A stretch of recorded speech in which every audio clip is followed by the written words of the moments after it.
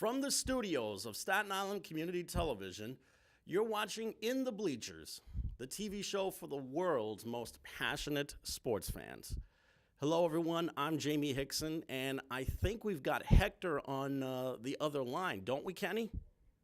Yes, we do. There we are. Go ahead. How you doing, ladies and gentlemen? The hottest, best, sexiest still man on cable access TV. Yours truly, Hector Bosa.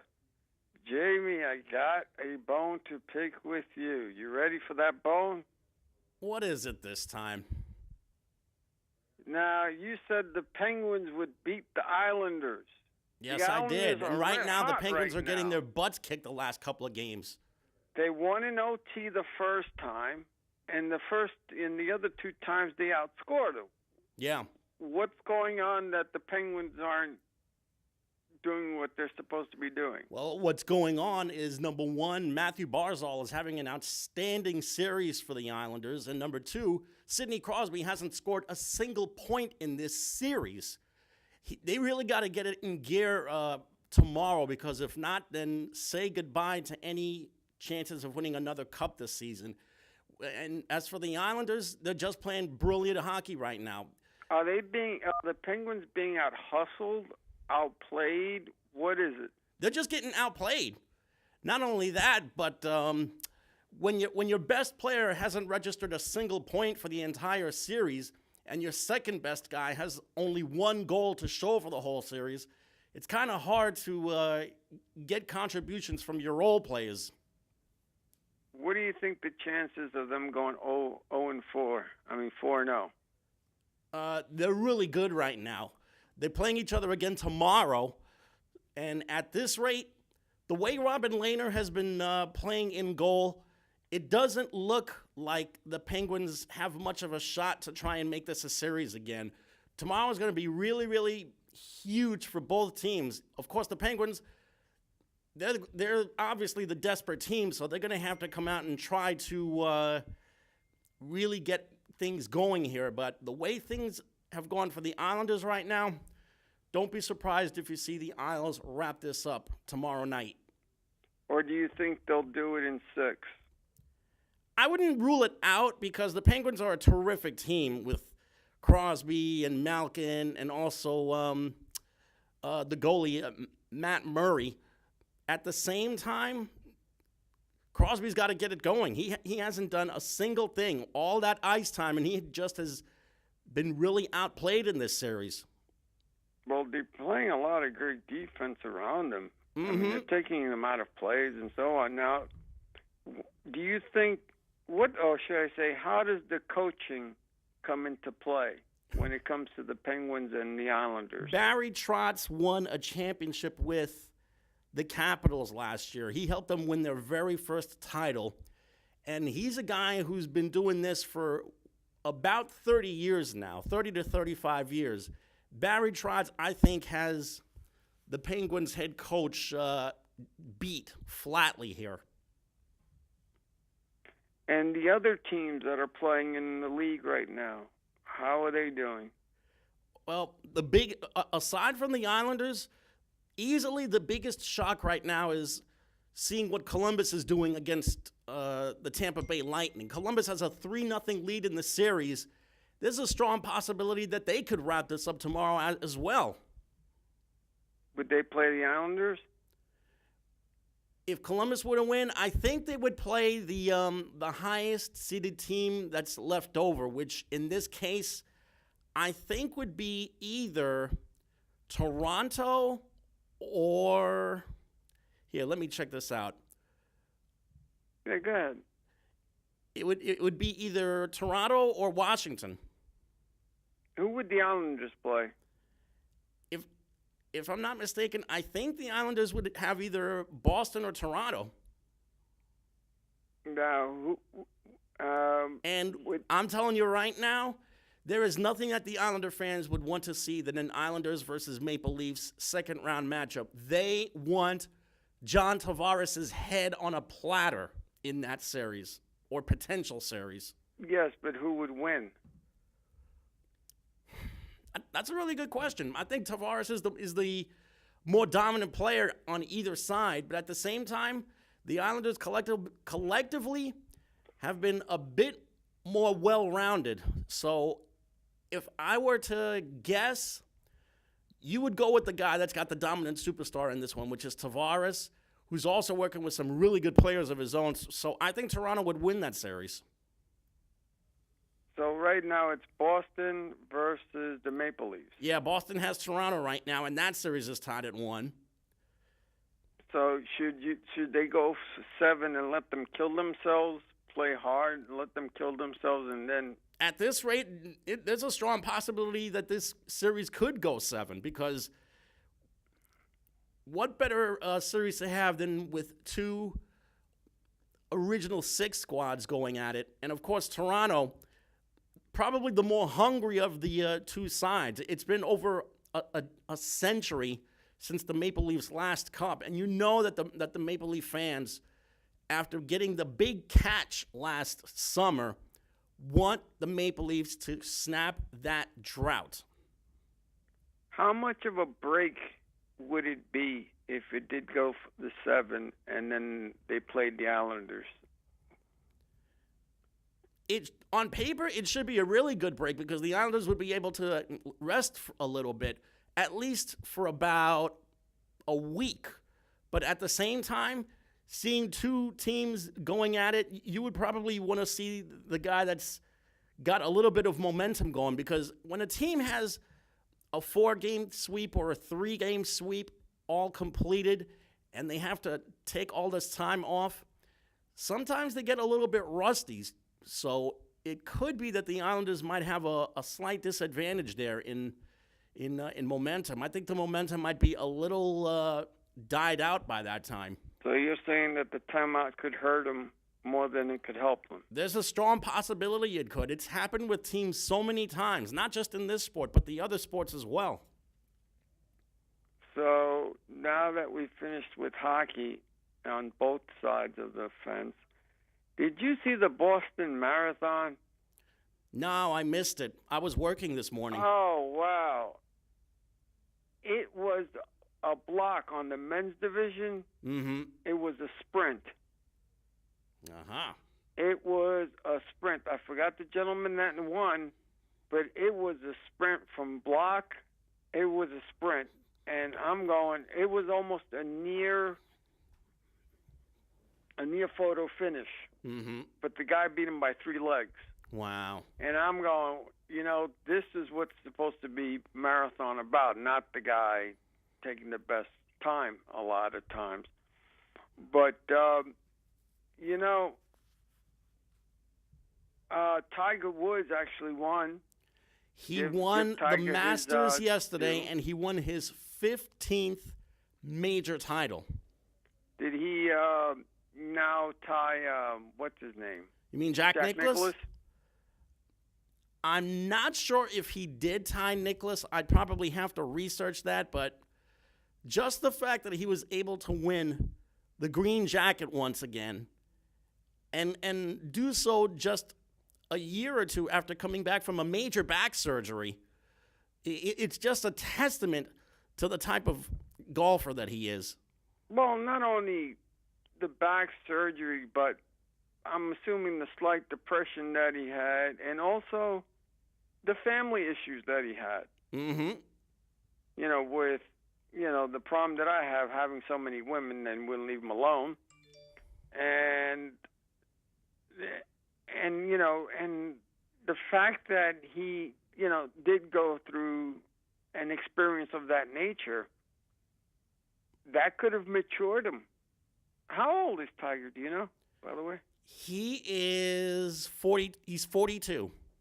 Okay. 42 or 43 years of age. Now, that's still pretty young. Yes, he is. Oh, okay. And he still keeps himself in good shape. So he does have a chance of beating Jack Nicholson's all-time. And he's second to Jack Nicklaus in victories at Augusta. Yeah, so he does have a good shot if Mm-hmm. he continues the pace that he does. But I was reading something that something very disturbing.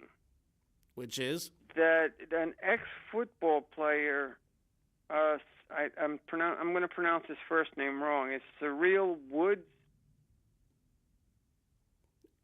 Something Wood. Oh, okay. His first name is Cierre Wood, charged with murder of 5-year-old girl.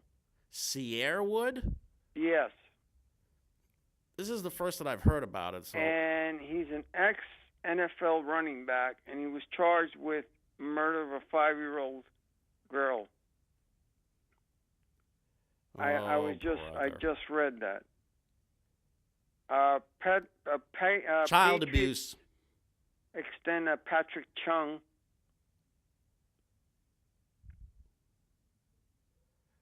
It's child abuse.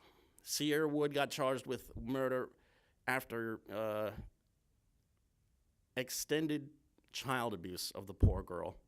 In fact, he and the baby's mother wound up being charged with child abuse and neglect. You know, you have so much money. Well, you would think he has so much money. And that happens. See, money doesn't solve everything if you're not brought up right. Wow.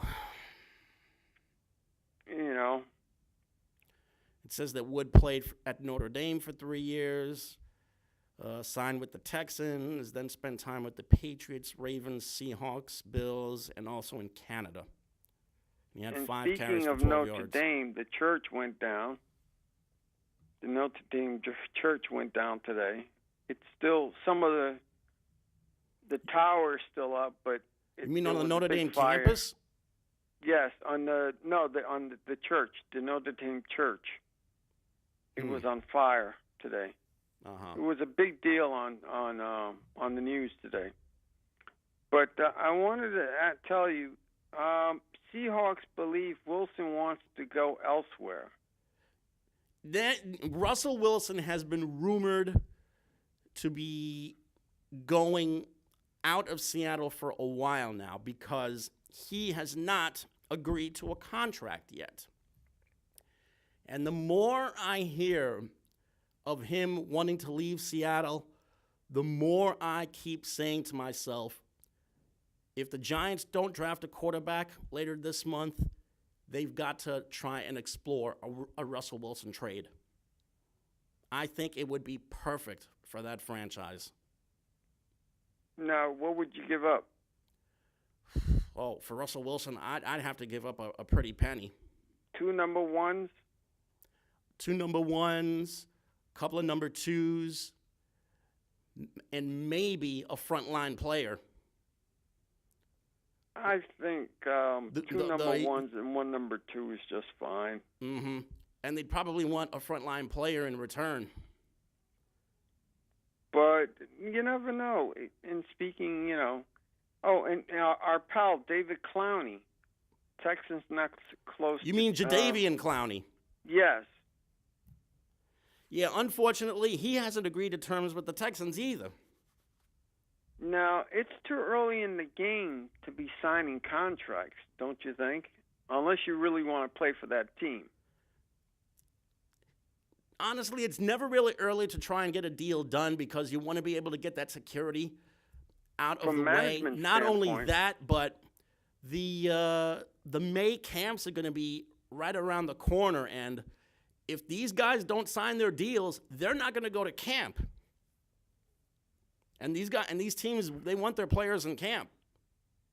But from management standpoint, they want them to sign, but from a player standpoint, they're figuring that truckload of money is coming in soon because they're that good. Mm-hmm. And I'm sure that he would fit in well with the Jets or the Giants or any other team. Clowney, you mean? Yes. Well, I can tell you right now. Well, if he were 100% healthy for a season, because he's had a lot of problems with injuries in the past, if he were 100% healthy, he would look really good in a Giants or Jets uniform. Well, even just imagine him and Leonard Williams on the same line. do you think even if he was a secondary guy, you don't think he can help you in the secondary? Keep in mind, Clowney is only a down lineman, so he would have to be either in the 3-4 or the 4-3 as a lineman. Josh Rosen handling trade rumors with poise. Yeah, because supposedly the Cardinals want to claim Kyler Murray, first overall in the draft. And if that's true, Rosen's out of there. I can tell you right now. Should I know the it's Giants been only... go after him with the Jets? What's that? Should the Jets or Giants go after him? The Jets will not go after Josh Rosen. They already have Sam Darnold. There's no rhyme or reason to try and get another second-year quarterback. Who's The their Giants backup? would make sense because the Giants need a young quarterback. But who's the Jets quarterback? Who's the Jets backup? Who's the Jets' backup right now? Yeah. Let me see if I can get that for you. Do, do, do, do, do, do, do, do, Very do, funny. do.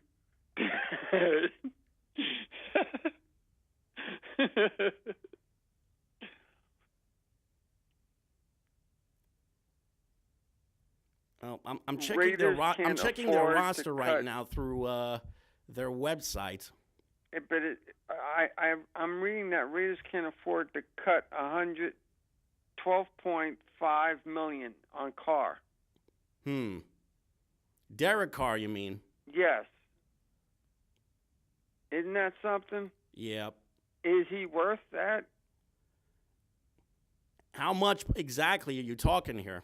Well, if it's $12.5 million, $12.5 million? yes.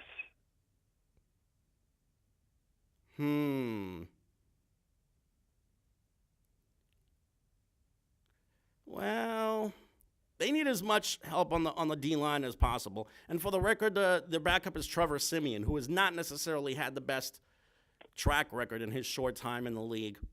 Well, that's why you wouldn't try to consider getting yourself a decent secondary in case Donaldson goes down. All right, you're going to have to give me a little bit of an idea here. Exactly who are you talking about? Well, the Jets quarterback, if he went down and your secondary quarterback is not that good, wouldn't you want someone better than what the Jets have right now? Yeah, but you need a veteran guy in there. Trevor Siemian's only been in the game for what, 4 or 5 years? And he has not had the best track record on the field. Now, if the Jets wanted to get themselves someone with a little bit more polish, is there even anybody out there, a good tested veteran who they could probably go to? Kaepernick. That's what I say, Colin Kaepernick. But they won't do it. Nobody will do it. I just don't get how these guys can turn their back on him, especially considering that he's still in tip-top shape, he's itching to play, and still has a great skill set. But another thing you have to consider is do you think he'll want to be a backup quarterback? Because in his brain, he's a starter. He's only a starter. So maybe he could swallow his pride for a little bit and maybe take on the role of a backup just so he can get back in the league. But at this moment, he's going to have the mentality of being the starter. You know, I would think that you would want him just to get in there and play. The political nonsense that the NFL is doing is wrong. It's been wrong. And whether it's CTV, whether it's our government itself, that whole game and that whole nonsense is pure wrong. It's just wrong. Hey, but I wanted to ask you, Jets to sign Bell as backup. Well, I know you're not talking about Le'Veon Bell. Yeah. Do you think... I want to know who this other Bell is that they're talking about. New York Jets added some depth on Thursday by sign Jets to back up Le'Veon Bell. Sign a one-year deal with the Jets to back up Le'Veon Bell. Oh, he's from the Baltimore Ravens and Green Bay Packers.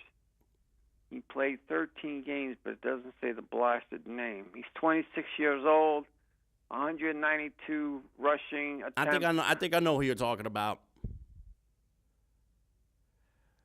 It's Ty Montgomery. Yeah. So is that a good sign? Yeah, it is. He's with the little time that he's had a very productive rushing average. The only problem is he hasn't been able to keep himself healthy. I tell you something, though. The Jets will be the talk of the town. I just hope they play as the talk of the town. Yeah, we're just going to have to wait and see. Because it's scary. I mean, if you compare them to the Yankees right now, look at the way the Yankees were the talk of the town. Again, even though it's still early in the season. But, oh, yeah, they're going to do this, they're going to do that. We don't need Machado. We don't need Harper. We don't need none of those guys. And look where they're at. A bunch of guys hurt, off to a slow start. The one saving grace was that CeCe Sabathia was able to return from the injured list over the weekend, and he pitched superbly. Other than that, Masahiro Tanaka had his first dud of a start. And right now, James Paxton and Jay Happ have both been real disappointments in that back end of the rotation. Yeah, well, again, I would assume that because it's still cold out and they can't hold the ball properly, the hitter has the advantage, and I'm surprised there's not much more of a slugging fest. But maybe I'm wrong. Maybe it's just that the cold weather's getting to them because they've been so used to playing in the warm weather. I'm not sure if the cold has anything to do with it, though. I just think that pitching-wise, it's the grip. Well, the grip has something to do with holding, yeah. I think it might have to do more with control and location than anything else. Oh, I found out that the Vikings tried to trade Evans Griffin for Kevin Zilter. Never heard of him. I'm sorry, wait. Kwin, Kewinkel. Kevin Zeiter. Wow. Am I reading this right? Yeah, there you go. Oh, anyway, Jalen Richard agreed to new contract. Morris. Visit Giants. Oh, somebody wants to play for the Giants. Two players wants to play for the Giants.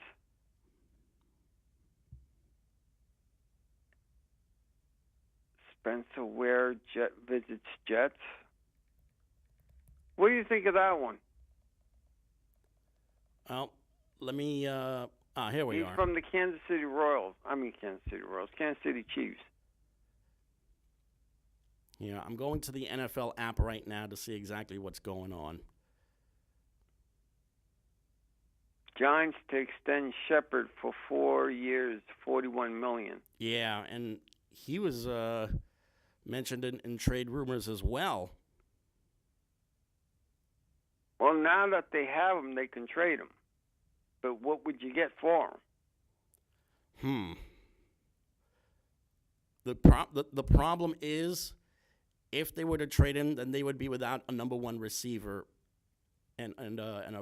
or even a number two receiver for that matter. They would be without a one or a two, and it would not be a good look for either Eli Manning or his potential replacement for down the road. Reports re-signing Gronkowski. Pats re-signing Gronkowski. I thought he retired. He did retire. So how are they signing Gronkowski? Who's signing Gronkowski? The Pats. Or is this an old? This must be an old article because he said he retired after 9 years. Mm-hmm. But he won enough. He won enough rings. Yeah, he won, I think, 3 titles. He's 35 years old. Do you think he's a Hall of Famer? Is Rob Gronkowski a Hall of Famer? Of course.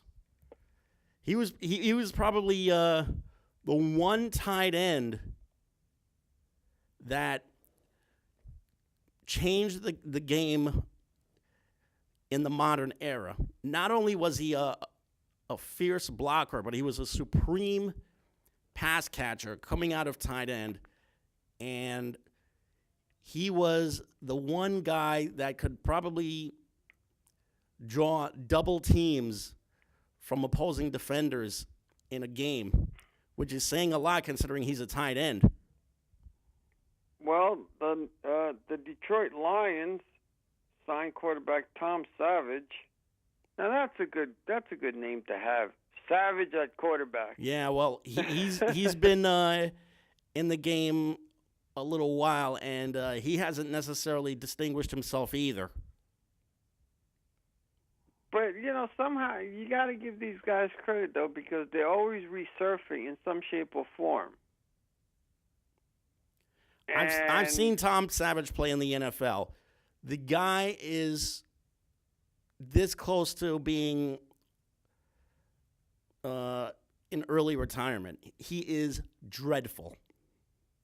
He's a turnover waiting to happen. He doesn't read defenses well, and he just seems to, he's also very immobile in the backfield. Do you think that that the Cleveland Browns will try to trade up in the draft? Probably. I mean, they do have some holes to fill. I think they need to fill that one hole. Actually, they have holes on the offensive line that they need to take care of. So, if anything, they'll probably trade up to get an offensive lineman. I also think that they could probably get themselves some help at linebacker too, and probably help in the secondary.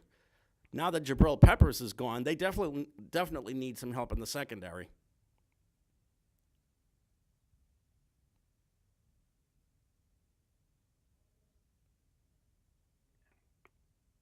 So, do you have anything else for me? Yeah, actually I do. How do you think that the basketball, how do you think that's going on so far, the playoffs? The NBA playoffs just got started, but there were a couple of surprises. First off, we got to give it up to those Brooklyn Nets.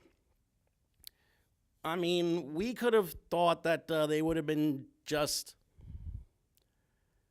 happy to be in the first round of the playoffs, but no. This is a hungry young team that is trying to send a message, and they did that in Game 1 of the Philly series. Granted, Joel Embiid did not play that much. He only played half the game, literally 24 minutes.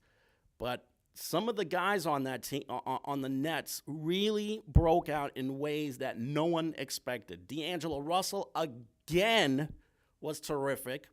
In fact, I would think that he would earn some votes for NBA's most improved player of the year. Spencer Dinwiddie had a solid game. Jared Allen once again established himself down low in the post. And how about the job that they did taking out J.J. Redick in that first game. Of course, Jimmy Butler wound up having an outstanding game, but it was the Brooklyn Nets with D'Angelo Russell and Spencer Dinwiddie, and also collectively they did a really good job defensively against some of the Sixers shooters. 1-1. And also, where was Ben Simmons? Ben Simmons did nothing for the whole game. That's another testament to the Brooklyn defense. So Philly's really got some work to do if they want to try and tie this series for Game 2. Now, would it be that much of a big surprise if the Brooklyn Nets beat the Phillies? Yeah, it would be because the Sixers are a team that's got championship aspirations. They're not trying to just win a series or two. They want to win a championship. Now, if the Phillies goes down... You mean the Sixers? Yes, the Sixers. If the Sixers go down, do you think they'll change coaches? No, not even. Brett Brown has done a really good job with that team, and quite frankly, it's really sounding the alarm if you want to try and make a change there. Brett Brown is not the problem. I mean, heck, you already had a firestorm at the Los Angeles Lakers. Yeah, I'm not too thrilled with that. Seeing Magic Johnson going. Yeah, Magic Johnson decided to resign, and that surprised a lot of people. But to be quite honest with you, look who he had to work for. He had to work for the Buss family, a family that ever since their father died has developed a bad reputation for being a little bit meddling in their coach and general manager and president of basketball operations affairs. And you know what? Not only did Magic leave, but also Luke Walton wound up getting fired. The media will say that they parted ways or mutually agreed to part ways. No, he was fired. And I didn't like the way that they just dumped him after only 3 years. And not only that, Walton wound up getting the Sacramento job not even 2 days later. And Mark Madsen, who was one of his assistant coaches, he left too, so he could take a job at Utah Valley University. So you have Tyronn Lue, who's another ex-Laker. He's now rumored to be the guy. Or Jason Kidd. I'll tell you right now, Jason Kidd and LeBron James would have a major, major personality clash. But here's the thing. Do you think LeBron James, even though he's the best player in this modern era, do you think he's a cancer? No, not even. Because remember, everything has to go through him. He can get coaches fired and hired. If he doesn't like the players that he's getting, he's the only one that can say, I don't want that player. If he's such a cancer, then the Lakers never would have been so desperate to bring him in. He's a draw. You would want that draw, and you would want to try him out for a year. But if they had so much confidence in Luke Walton at some point, he's the up-and-coming starter, we're not going to get rid of him. As soon as LeBron James comes in there, boom. And then Magic Johnson was, and I can understand why he left too, because he's going, I may not be able to get that second player that LeBron wants. Well, that's only part of it. The other part was because, in his own words, he felt like he was being suffocated. He knew what he was getting into.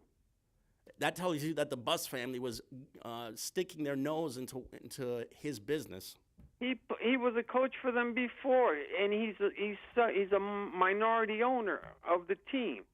So how could he not know what he was getting into? All I know is that he went in there promising LeBron James that I'm going to get you this secondary guy. We're going to build a super team around you. And now they may not get that super team. And to answer your question, how could he not know what he was getting himself into? Because he only dealt with Dr. Jerry Buss for all those years. He never dealt with Jeannie Buss or her brother. Well, the brother's the one that owns more of the team than Jeannie because, to my understanding, she wanted to buy her own team. Not only that, but didn't Magic say that if the Lakers did not make the playoffs this year that he was going to resign? Or was it one of the Buss kids that said that? I think it was one of the Buss kids that said that. All I know is that he was supposed to be in there to try to get the second guy that he was supposed to get AD for next year. He was supposed to attract the next superstar because they have a big salary cap for the second guy, a second max cap. And they still have not done that yet. They still have this summer to try and do something. And if not, then this only shows that Jeannie Buss is the problem. Just like James Dolan is the Knicks' problem. I don't think it's Jeannie. I think it's the brother because if both of them own the team and she wanted to buy her own team to prove that she was better than her brother, how could it be her problem?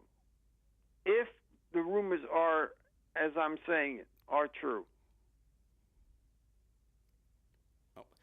I guess that's going to have to be answered within the next days or weeks. Because right now, and I know for a fact that the Buss brother has already left. Now, I'm hearing that would you trade LeBron James to the New York Knicks 10 years ago? Yes, I would have. And then after seeing what he's done in Cleveland, he may have won you championships, but look at what he's done. He got rid of Kyrie Irving. He gets people under their skin. Does he make them better? Does he make them worse? Because, again, as I said before, he's gotten rid of coaches that he doesn't like. He's gotten rid of players he doesn't like. Everything has to go through him before they can do anything else. Oh, LeBron, what do you think of this guy? Instead of letting the GM play, decide. Come to think of it, if he were traded to the Knicks, maybe he can think of a way to get rid of James Dolan. Well, that's impossible. But at this point in time, my point is, you have a LeBron James on that team, then you would have the same problem. And then LeBron and Dolan would go head to head because you got two mega super egos on that team. Yeah, one of which actually knows something about basketball. And then he may know, LeBron may know something about basketball, but it's the way he goes about it. Now, do you think he's getting a bad reputation because look at his track record? He may win you championship games, or should I say rings, but look at the destruction that this man causes. He's what? Since he's been in the league, he's had 3 coaches already in Cleveland alone. Mm-hmm. And it's because of him alone. And look at the trades that they had to do to accommodate him. Now that he's gone, they're over salary. They can't really do much because to try to accommodate him, to try to keep him to stay. To answer your question, does he have a bad reputation? I just don't see it. On the court, no. Off the court, I mean, he may have his disagreements with guys, but not to the point where he would actually get somebody fired everywhere he goes. I mean, did he do that in Miami? No. He happened to like Eric Spoelstra. Yes, you're right. But look who he had playing on the team. And he really respected Pat Riley. Right. But look who he had playing on the team. He had Dwayne Wade and Chris Bosh, who, by the way, had his number retired. Chris Bosh had his number retired. But he had a super team. Mm-hmm. That's my whole point. And when you have guys that are his caliber, he's going to play. He's not going to complain. But if you don't have players of his caliber around him, he's going to complain going, I want this guy, I want this guy, I want this guy. But then when he leaves, then he leaves you in the lurch. Look what he did to Cleveland. Now look what they're over salary cap. They're not going to be able to do much this draft, and they may not be able to do much of next draft either. Think about it. In a money situation, what he's done. I'm not saying he's not one of the best players of our time. I'm just saying that, look, on the court, he's a very professional. He'll put the game on his shoulders, and he tries to make other people good around him. Mm-hmm. But if you don't play up the part to him, then he'll start complaining. He'll start becoming GM. I want this guy, I want that guy, and if you don't get the people that I want, I'm leaving. There has to be a general manager somewhere who can stand up to him. Now, this is his reputation that's starting to come. It's spooking everybody now. Because it's not that he's not a great player. He's one of the best players in our time. But he's starting to get that little reputation of every time this man goes, he can get you fired. Well, I don't know if I've ever seen anybody with this much power as a player in a front office and a roster. Probably the one person that I could think of was maybe Magic when he played for the Lakers. Michael had the power, but he had a super team around him. Michael and so also. Jackson knew how to control him somewhat. His choice in players wasn't that great. I mean, one time he tried to get Walter Davis on the Bulls. And no knock against Walter Davis. He was a good player, but I'm not really sure that he was the type of player that would have helped the Bulls. Exactly, and that's my whole point. You know, these guys like to play, with who they're familiar with. And that's Michael's problem also. His problem is he's enamored with all of these North Carolina guys as opposed to just looking for the best player to be on his team. And look what he's done with the Hornets / Bobcats ever since he became the owner. Not much. Very, very, very little. And you would think, as one of the greatest players of that era, you would think that he would be a little smarter than that. And I don't know who he has as his scouts or anybody of that nature that's going, hey, Michael, don't do this. Or maybe he's that pig-headed like James Dolan and going, no, I know what I'm doing. I was the greatest player of all time. And nobody tells me what to do. Yeah.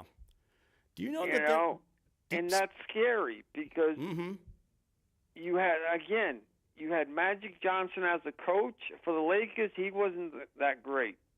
Kurt Rambis was pretty good. I don't think he was given a fair shake in the couple of places that he was. Not just the Knicks and the Lakers, but the Timberwolves too.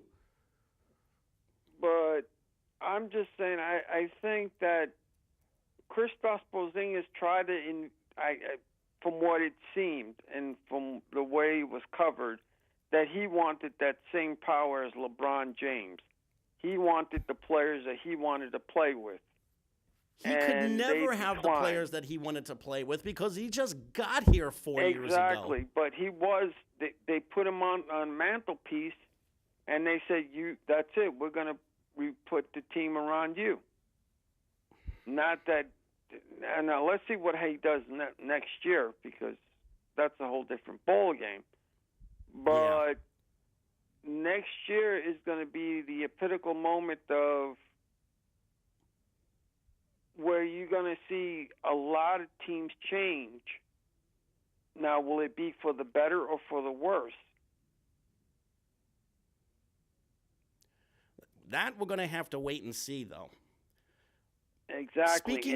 Speaking of which, I just saw in one of my alerts, Zion Williamson officially declared for the draft in an Instagram video. Yes, he declared. In fact, a couple of other Duke players wound up declaring. R.J. Barrett declared. Cam Reddish declared as well. So now all we have to do is wait and see who's going to draft first. And then after that, who is going to draft whom in June. By the way, the NBA playoffs are resuming tonight, and the Nets are playing the Sixers in Game 2. And Patrick Ewing is going to be the guy. To do what? To be one. He's one of the people that he will represent the New York Knicks. Really? So he's a representative of the New York Knicks to see if we get number one. So they actually extended an olive branch to him. Yes. It's about time they did something right. Yes, exactly. It's one of the first things that they should be doing correctly. Now, if only they can do the same thing to Charles Oakley. Now, I hope that the magic is still there with Patrick to get Zion Williamson. Because if we do, then that New York Knicks team is not a bad team. You're going to tell me that they're not a bad team, even though they won 17 games this year? I don't think so. I can say this much. Next year, half that team is not going to be there. We'll see. And I'm looking at it, when you do get, let's say you do get him, that improves the team 1,000% even He'll make them better at power forward. But at the other spots, we're not really sure yet. Well, I'm looking at it like this, and that is, let's say they don't get the players that are supposed to come, like Kevin Durant and Kyrie Irving. I keep telling you, they're not going to go to the Knicks. I'm just assuming. I'm not going by you because that's the comment I said, I'm assuming. I'm not assuming anything. I'm not going by you because if they do, then your face is going to have egg all over, and you're going to be having to go, "Oh, Hector, you were right. They did sign." I'm not going to do that. That's how come I will do no such thing. I'm assuming. I will do no such thing. Because let's say they do sign, then what are you going to say? They did something wrong? What were they thinking of? Exactly. No, if Kevin Durant really wanted to win more titles, he could have re-signed with the Warriors. Like I said, I am assuming. Let's assume that KD and Kyrie Irving do sign with the New York Knicks. That'll be great. Now let's suppose that they don't. Let's say he signs with the Warriors and Kyrie Irving stays with the Celtics. Do you have a good team still? No. Do you not still even have? close. Do you have a better team than last year than you will have this year? Yes, with him on the team, you will have a better team this year. Next year than you'll have this year. They'll have a better trio, not a better team. They'll have a better team. They'll have a better team next year because I'm sure that there's going to be players that are going to want to play for the Knicks because they have a good, young, solid team. As much as you don't like it, but they do have a trio. I haven't heard anybody say that they're looking forward to working with Kevin Knox. You mean to tell me you would want to work with him? I haven't heard any player say that. Just like I haven't heard any player want to say they want to work with Alonzo Trier or Damian Dotson. Right.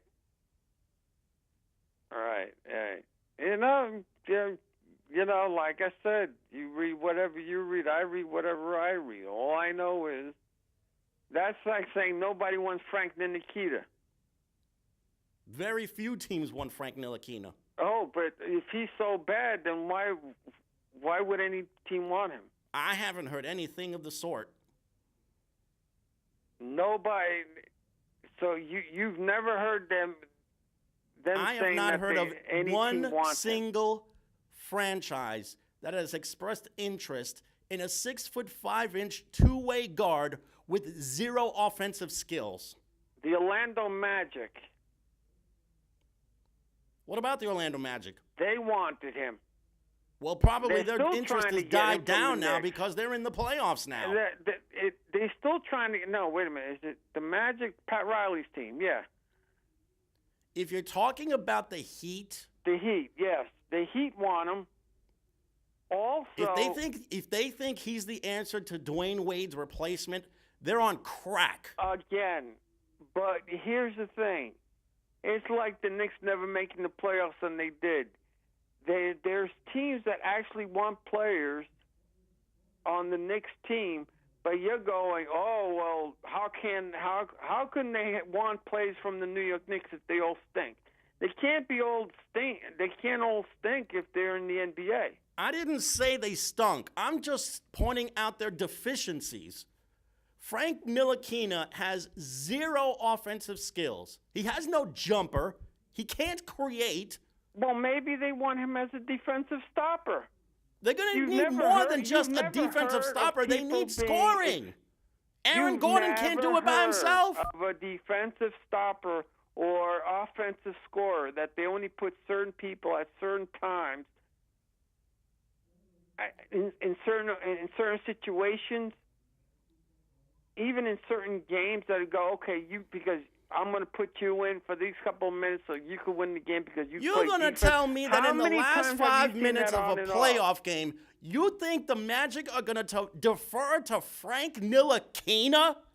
For defensive purposes, You've yes. got to be kidding me. For defensive purposes, yes. Why Not He's a just great defensive purposes. person. They need the whole package. Like I said, sometimes you give up the good with the bad. Enes Kanter, you're willing to settle for him to score, even though he's not the greatest defensive ball player in the league. But look, he gets picked up. Why? Because he's a scorer. Are you done? Hey, I'm telling it like it is. You don't like it? Oh well. It's not that I don't like it. I'm just asking, are you done? Yes, I am done. But continuing on, so you got the Brooklyn Nets playing with the Sixers. You've got who else playing with who else now? Well, as far as what's going on tonight, we've got Nets Sixers also taking place tonight. Out west, the Clippers are playing the Warriors. And that's a tough game, too. Yep. The other series consist of, well, here in the East, it's Bucks and Pistons, and the Bucks already won game one yesterday. More like they trampled the Pistons yesterday by 38 points.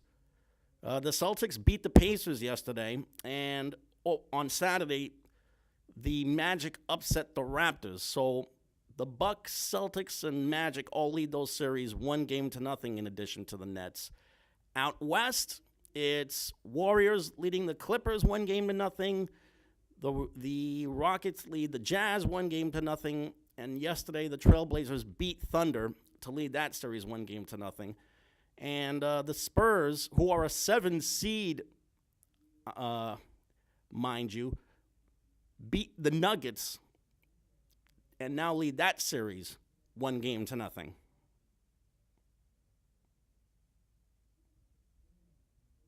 Boy, I'm reading that Charles Barkley said that Kevin Durant wouldn't be good. Neither Kyrie Irving would be good for New York because they're not that tough when it comes to the news with the reporters here on the sports reporters. Mm-hmm. Maybe he's right.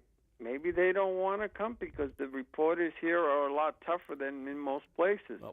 Well, I don't think Kyrie Irving is tough enough physically, much less emotionally, because Kyrie Irving has he's missed a lot of valuable time because of injuries. As far as Durant has been cranky with the media for about 4 years already. I hardly think that dealing with the New York media is going to be a reason for Kevin Durant to want to be here. Kevin Durant does not want to be here because he knows all about the Knicks' reputation.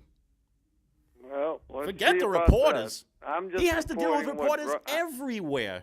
I'm just reporting what Charles Barkley said.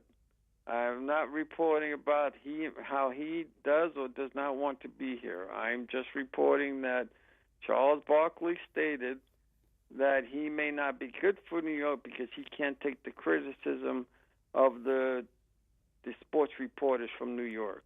He can't take criticism from sports reporters, period.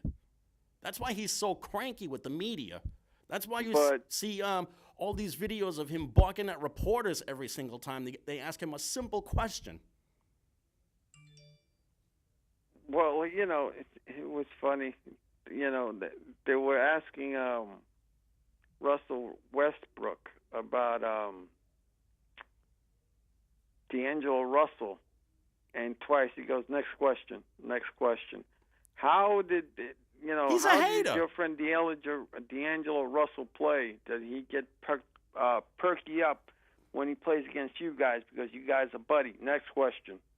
And I'm going, but that's a legitimate question. Why you? But anyway, you know, people can have bad days. But I was wondering, with the baseball season as is, should the Yankee fans be scared right now that they might not make the playoffs? Or now, how are they going to be scared after 16 games? Standing on their coattails going, we don't have to press the pedal hard yet. How are Yankee fans going to be scared after 16 games of action? It's April. I mean, seriously, give it up already. And the Yankees have played 15 games. The Mets have played, I think, 15 games as well. Speaking of which, today is a very important day in baseball because Jackie Robinson. Because it's Jackie Robinson Day, which means in every game around the majors, every player is going to be wearing number 42 in Jackie's honor. That's great.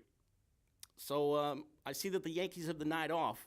The Mets, by the way, are in Philadelphia playing the Phillies. And they're off to a real good start, the Mets. They're off to a decent start right now. 9-6 record. That's the start that the Yankees want to be in, and they're not.